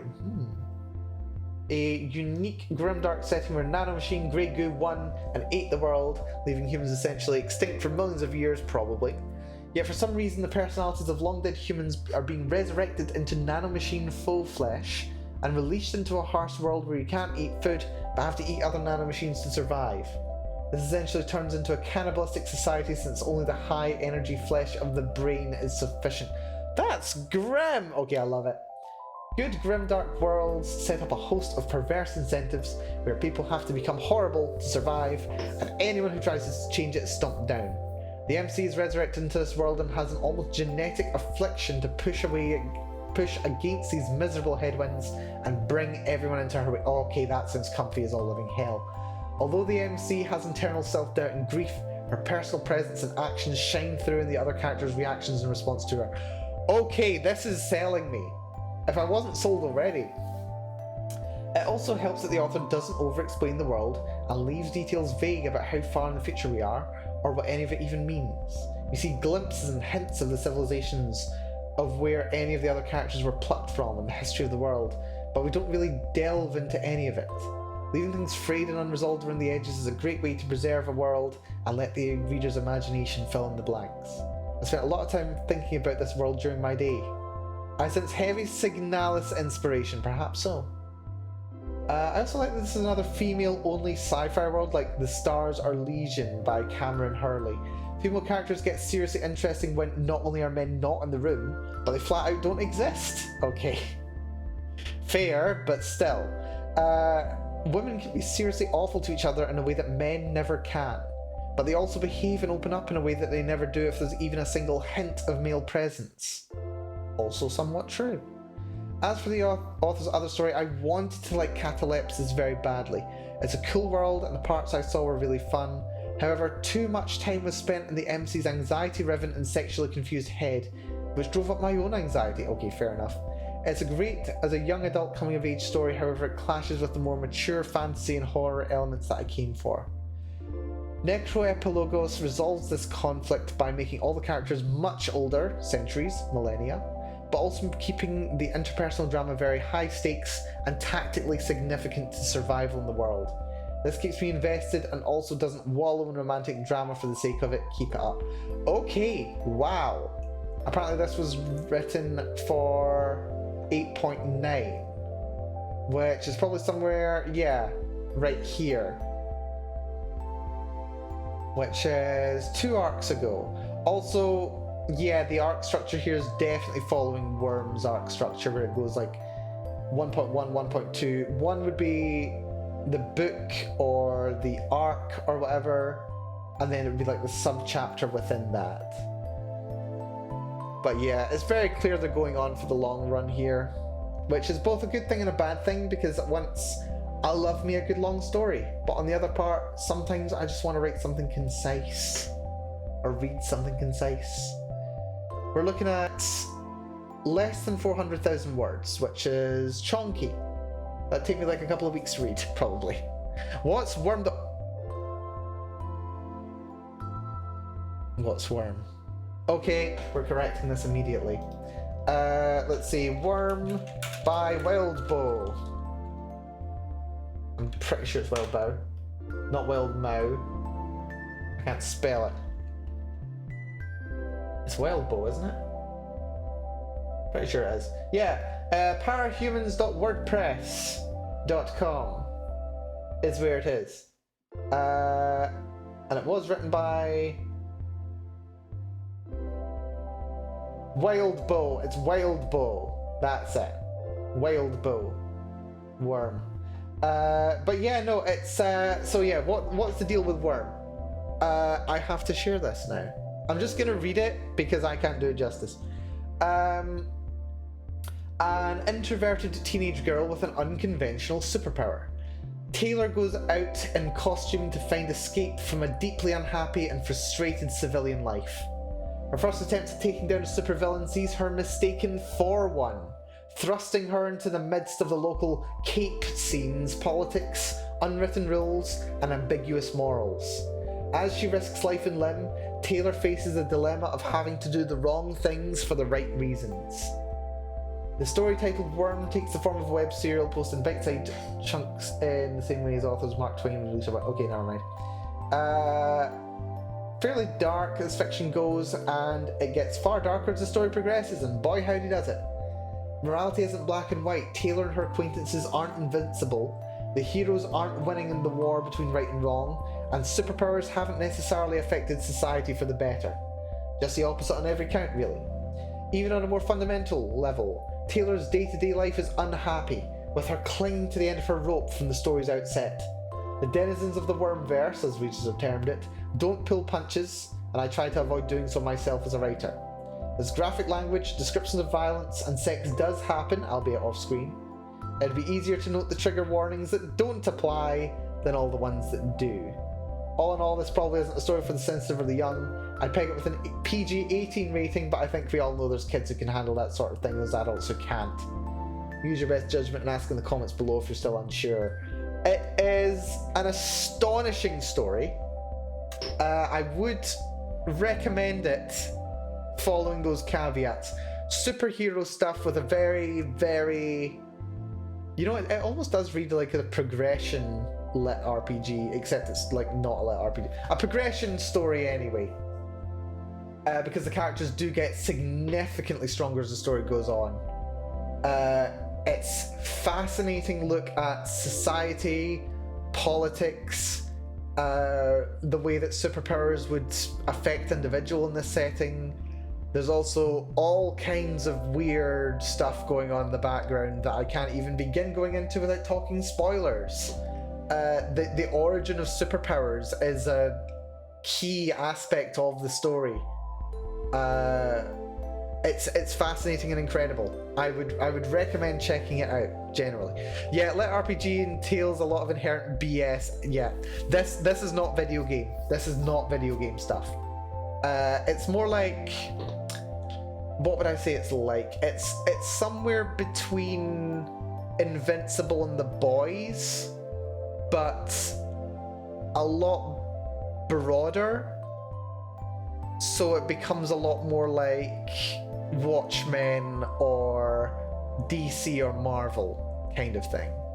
But it does follow like the key cast and the main characters, mostly Taylor and co. Although there are little interludes for other characters as well, which give you like some more context into what's going on in the world. I would recommend it. I had a lot of fun reading it. It was a lot of fun. It was really great. I still have lovely conversations about some of the characters to this day. There is a sequel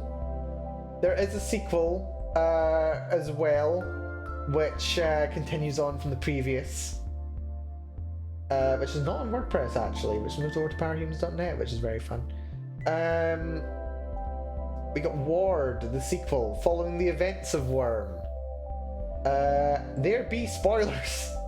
There be heavy spoilers. Yeah, the second arc is also... Wait, hold on. Yeah, the second is also done. So I would, if you really like some long fiction about superheroes in tough situations, I would recommend it. There are... So, I like a romance element in my stories. Worm doesn't even dip into the romance aspect very much. And where there is a romance aspect, it's complicated. And not in a, oh, they like someone else, they don't like me kind of way. No, it's like adult problems complicated rather than just being, you know, teenage angst. It's there, but it's not like, what's the word? It's not melodramatic about it. It's more about the progression as heroes and or villains. But yeah, I'd really recommend checking it out. I genuinely would. Totals 1,680,000 words. And that's for the first one. I don't know what ward is there. Hold on. Ward. What's it called? Ward count. I like how everything is really written before us. Necroepilogos goes along the same idea of humanity is no more that I have for one of my works. Oh, that's fun. Yeah, no, it's one of those things. Oh god, apparently Ward has just shy of 2 million words. Yeah, no, to be fair. Oh wait, actually. Okay, that was 2 million. Hold on, let me check something. So Ward yeah, no, Ward at the end is just shy of 2 million. That's fun. Yeah, Ward has 2 million. A little over 2 million. That's fun. But yeah, no, the humanity's no more. Yeah. Like, just because someone's written something with the same high concept as you doesn't mean that they've told the same story. I once read an absolutely fantastic, what's the word? I read this really fantastic, like, it wasn't even a review, it was more of an essay written by a writer that I enjoy, who basically argued that when you're writing a story, you want to lie to your audience. You want to lie to your audience. You want to tell your audience, yeah, there's like lesbian necromancers in space or something, and that gets people to come along because they're like, lesbian necromancers in space? That sounds sexy and edgy and sci-fi and weird and cool. How the hell does that work? And then you actually pick up the book and then it is profoundly different from what you expect and actually really good. There's the high concept. That's the sexy thing. That's the lie that you tell. That's the thing that gets people invested and interested to check out your story. And then you've got the low concept, where it's not about what's happening, it's about the characters themselves, what they're going through as individuals. That is what really the story is about. And I really like thinking about that. Like when I think about, I recently posted in the Discord about reading the Charlie's Angels fanfic for, what's it called? For Hazbin Hotel. And I thought that was an absolutely incredible story. I really enjoyed it. Would recommend it if you enjoyed Hazbin Hotel and you are inclined to read fanfiction. I know not everybody is, but if you are, would recommend. And like high concept, it's like, well, I mean, what am I talking about? I can just look up what the high concept is. Hold on, let me just check. It's what's it called? AO3. That's A03. No, A03. Hazbin Hotel Charlie's Angels. So there we go. Yes, terms and conditions, I don't care. All we get... Wait, that's not the one. No. That's not the one. That is not the one. I take issue with that. That is not the one. This is the one. The one written by Kat. That's the one we're talking about here. Charlie's Angels. There we go. In the wake of the events of the Hazbin Hotel Season 1 finale, the Court of Heaven decides that the Heaven's Embassy needs an ambassador who can act as a go-between for Heaven and the Hazbin Hotel. Emily is chosen for both clear and hidden reasons. As Charlie, Vaggie and Emily grow closer, everyone staying at the Hazbin Hotel finds himself facing new threats from old enemies. The question is, why? So you very clearly got the romance scenario here going on, which is very fun.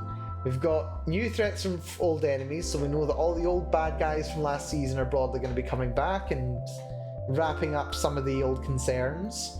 But there's a mystery aspect. What's going on here? So it's like just figuring that out. Actually, surface level, it doesn't sound like the most exciting thing in the world, and to be honest, it probably flies under a lot of people's radar. But I don't give a crap, because I read it and I thought it was fantastic. I thought it was fantastic. It does a really good job of like the characters like analyzing their situations and experiencing what they're experiencing is just like very nice. The action is ridiculously fun, and seeing the interactions between the characters is really great. Both the good characters and the bad ones, actually. The motivations, the machinations, the politics going on is just really fun. I think it's genuinely quite satisfying. So I would suggest people check it out if it seems like it would be a kind of thing that you'd be interested in. It's just nice. It's just nice, and I'm here for it. But yeah, no. Everything was stolen before we came here. Yeah, this is true. Everything's been stolen, even in fan fiction. But yeah, no, I think I probably will give this one a little look, actually. I think I will give that one a little look. That sounds really fun. What else do we have? Origin Seeker, that's just the 10th Doctor. Excuse me. That's clearly just David Tennant. That's just David Tennant. What the hell? Image credit for Alice XZ. That's just David Tennant. What the hell? Doctor, turn off my ad block. Oh dear. It's hideous. Yeah, no. Wait, you got... No, I don't even know. Dear Adventures Academy, please be Yuri. I want a nice short Yuri story, please. Can you please give me a Yuri story? Like just a nice little Yuri story with some romance, please. I want a nice Yuri story here, please. Why is it so hard to find a good Yuri story? Jeez. Anyway. Okay, I've had a good little review of all these. It's usually either anime art or something abstract or something that's like fairly likely to be. Oh my god, look at that. What is this hair lock doing? This lock of hair isn't even being a lock of hair. Some of these fish are double fish. Oh god, this AI art is hideous. Oh dear. That is not what the bottom of a human ribcage looks like. She doesn't even have gills that could explain it away. And what is this? What are these creases? If this were a real tail, it wouldn't have a crease like this. Oh god, what the hell? Ugh. Sorry, this is embarrassing. Short stories are a rare beast in these lands. I'm planning on writing something 20,000 words long. If that. We put a fish into your fish so you can fish while being a fish. No, thank you. But yeah, okay, so we've got either MS Paint. We've got... Like, look at this one. Hold on. That one looks edgy as sin. Sovereign of Wrath. What a name. Yeah, most of it's anime. And you know what? More power. More power to him. Not gonna say. A lot of it's AI. That one's kind of interesting. Looks very standard fantasy. Although, what's the deal with this like blocky thing there? That's weird. Very odd. But no, not many pictures. I don't know. I think I can do not terrible. I think I can at least do as good as this image, like the editing on the font at the very least. We can see about that. But yeah, it's a system panel, of course. Crofton's normal. Is it really? Wait, what? System panel? Hold on. Open image, a new tab. Enhance.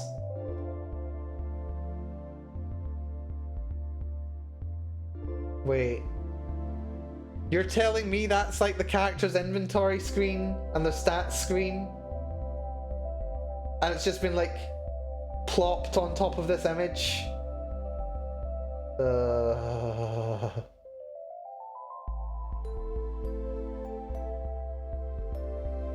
Like, that's okay. That's like, you know, that's fine. It's fine. It's fine. It's fine. It's not fine. It's not fine.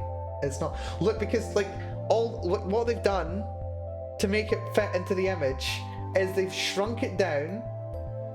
They've shrunk it down to be this size, and then they've rotated it a little, and they've said that's it. That's it, done. They haven't even done a transform on it. Like, if it were me and I had to do this, I would do a transform so that it was very clearly viewable by the person who's looking at it. It would be like tilted down that way and then down that way, and then that would be like more level, and then that would be like steeper to account for it. It's rotated. Yeah, I think it's just completely upside down. I think it is. Either that or they're doing that kind of like right to left writing, like in Japanese, Arabic, or words in Hebrew.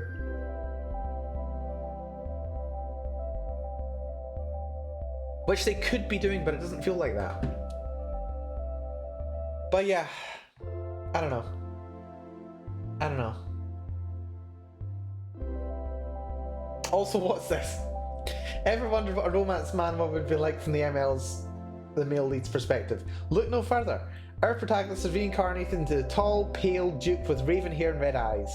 And to survive in the annoying Prince Loves Me, he has one goal. Divorce the main character. Okay, interesting. Why do people write so much? Also, my god, that's a chapter a day? Are you kidding me? That's basically a chapter. Oh, that is ridiculous. That is insane. What is with this insane production rate? We've got 34 chapters. Oh, this is a bad sign. 34 chapters, but only 50,000 words. Like, personally, like this may be me being a bit of an elitist here. If a chapter is less than 2,000 words, I'm concerned. It's probably what you'll end up doing if you care from discoverability. Hell no! If I wanted to get in on this scene, well, first of all, I would not be able to publish on a daily rate. Hard pass. I would not be able to, and I would not aim to do. Thing is, was written in advance and was being posted one chapter a day. Okay, that's fair. That's fair. That's fair. But like, what I would want to do, what I'd much rather do, is write a contained story. I'd much rather write a contained story with a clear start and end point, and then it just goes in. Like, or if it's going to be like a long form story that has like multiple books or chapters or whatever, I want to know where it's going. I want to know where it's going before I start, so I can go, okay, yeah, we're working on it and we know where it's going. We might not know how we're going to get there, but I know where we're going, and I know what steps need to be taken on the route. I wouldn't want to just say, yeah, we're just going to keep writing forever. I get too bored for that. It's just me. I get too bored for that. Also, like, stories like that personally put me off reading them, just because I get the major impression that there's never going to be an end. And it's frustrating. It's frustrating, genuinely. I don't know. Why do I want to be a writer again? Why do I want to be a writer? I don't remember why I want to be a writer. But still, anyway. No, I do want to be a writer because I want to write. It's fun. I want to share things that I know, or things that I've experienced, or things that I want to explore. And I suppose, you know, the story that I'm writing just now, Softy, it's a very self-contained story. So it's meant to be of a relatively short length. rather than going into a lot of detail. So yeah, I get it, but you probably shouldn't push everything in the same day and slap on the completed sign as it damages discoverability. That makes sense. So yeah, just space it out a bit for a longer burst of glory. Yeah, that's reasonable. I think what I'd probably do is release it over the course of a month. So like chapter 1, week 1, chapter 2, a week later, chapter 3 a week after that. So then it's like a month-long release kind of thing. That way it kind of stays up for longer. I would do something like that when it came to publishing online. Or maybe longer. Just no daily uploads, because screw that. I don't have the time or energy to do that, especially not the style of writing that I'm going for with Softy. I don't have that energy to be able to do something like that. But actually, we're gonna wrap up in like 20 minutes. This is meant to be a shorter stream, and I've enjoyed this actually. Just, you know, having a look at what other people have written, because I do not test the water enough. I really need to do some more background research before doing my own thing. It's like something that I'm quite bad for when it comes to my own personal projects, but including games actually, when I work on games. But I've enjoyed this. It's been interesting, just like seeing what people are doing, seeing what the scene feels like, getting a bit of an idea of what Royal Road's like. It's been nice. It's been interesting. But yeah, talking about Softy. So Softy, kind of between my writing and where things are going. Actually, you know what? Let's move over to Softy.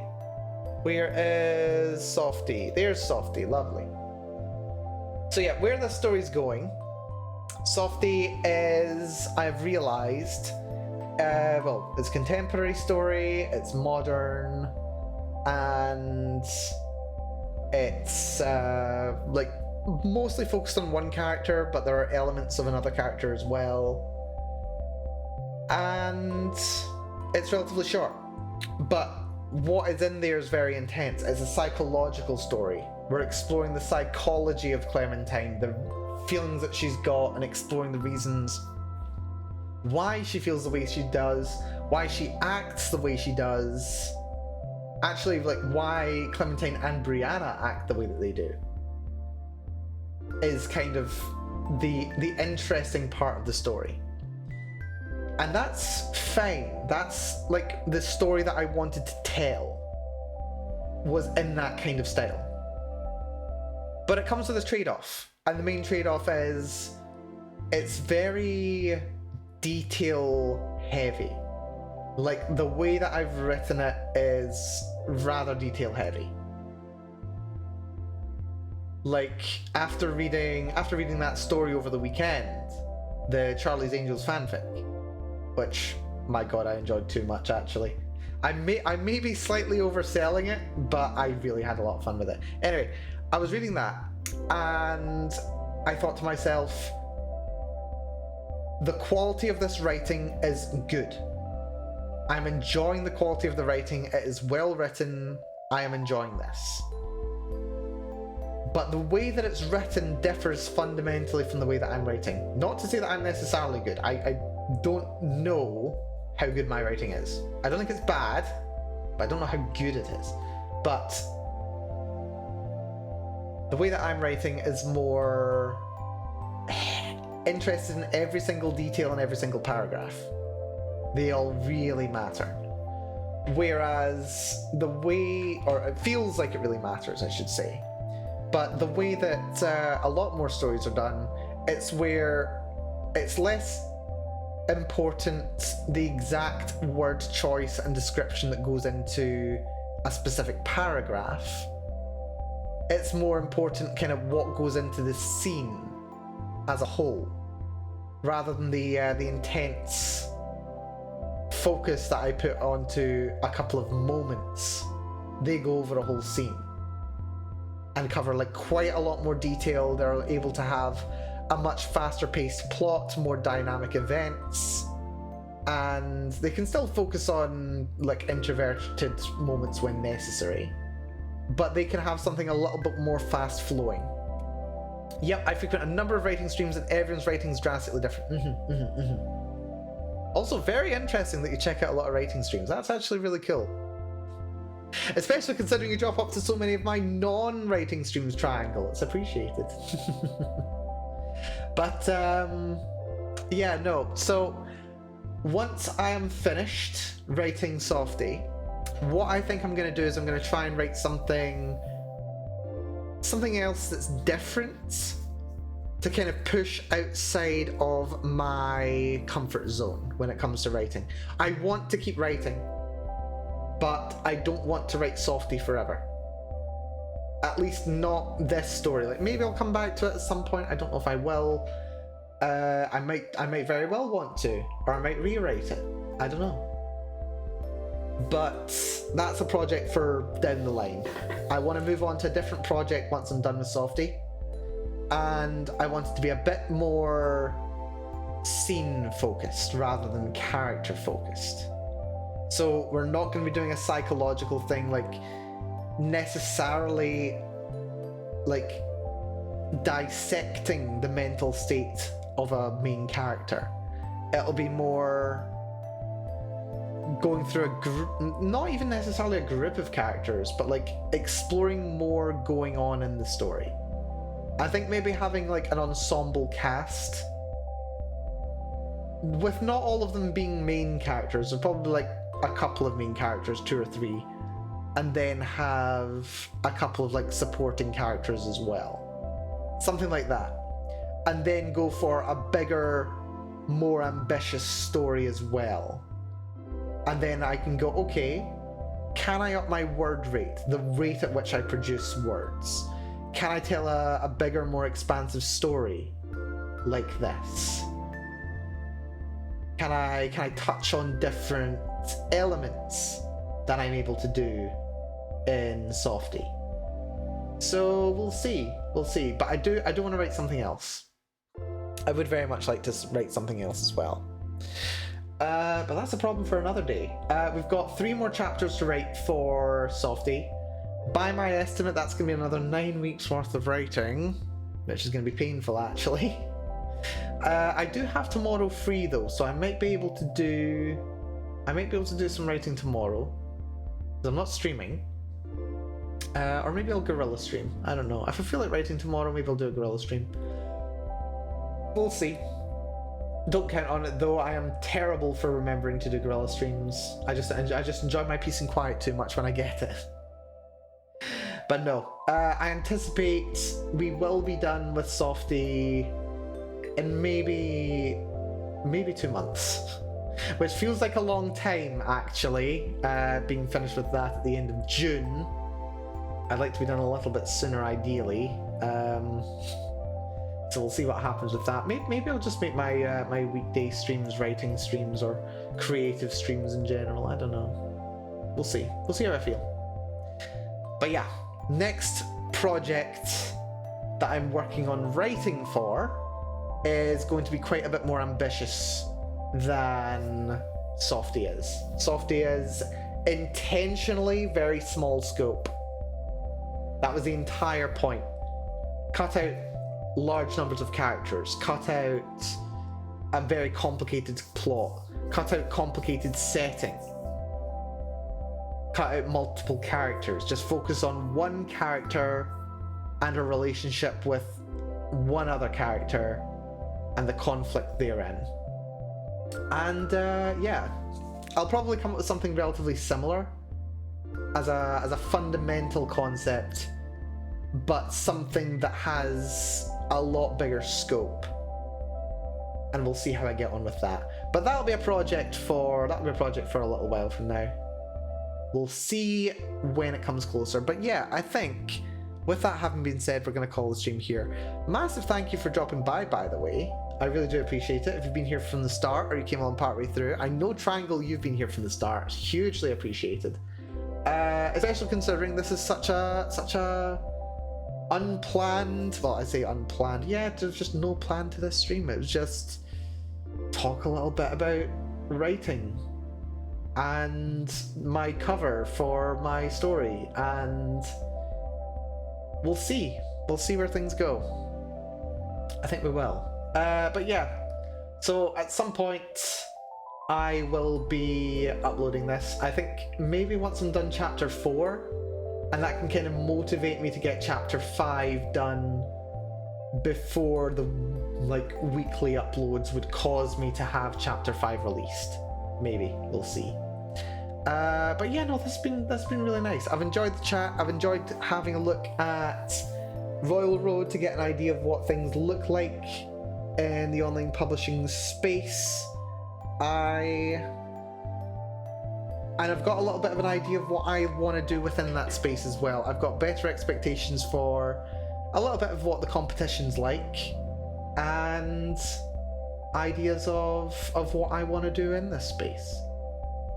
So yeah, very interesting. I've had a lot of fun here tonight. It's been shorter than what I normally do, but to be honest, this is the kind of duration of stream that I needed right now. So yeah, thanks again for dropping by. Thank you, Triangle. And everyone else has been here, leaving here for the start partway through, dropped on in. It's hugely appreciated.